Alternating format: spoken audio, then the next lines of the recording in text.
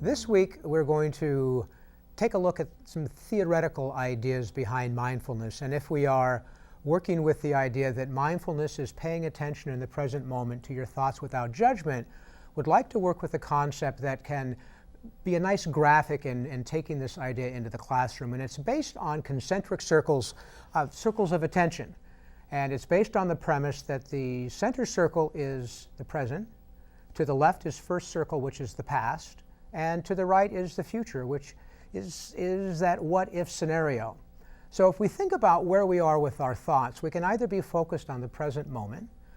If we go into first circle, there are things that have already happened or perhaps didn't happen. I forgot my lunch money. I wish I wouldn't have done that. I should have done that. And there is nothing wrong with learning from the past, but when we fixate on that, we then get bogged down and we lose our focus on the present moment. Most of us are very good at the future, the what if, the pre-rehearsing, the worry, the fear.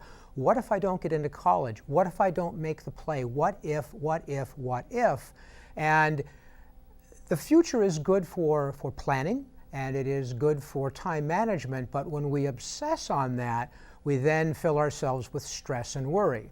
So part of the exercise with circles of attention is simply to recognize when we've gone to first circle and to acknowledge, I've gone to first circle, it's the past, I can't do anything about that.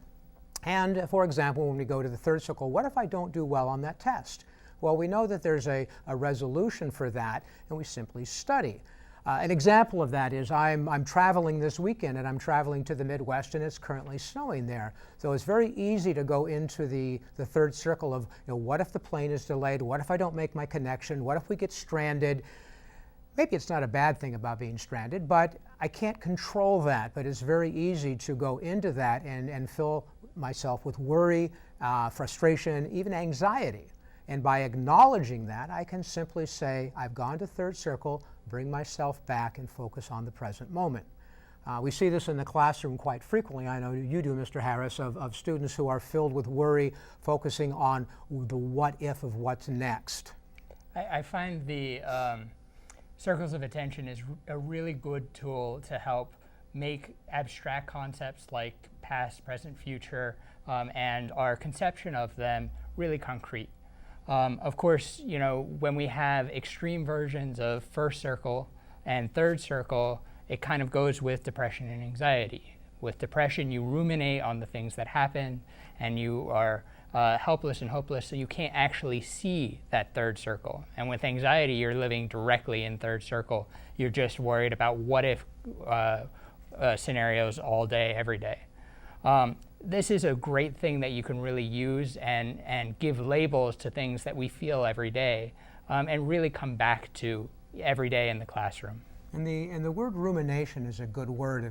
If we look at animals that are ruminants, they chew, they swallow, they regurgitate and rechew it and rechew it and rechew it. And when we do that with whether something has happened in the past or in the future, then we do bog ourselves down and we are not in the present moment. It's a nice way to bring that conversation into class. It's a nice way for ourselves to regulate and to be aware of where our thoughts are.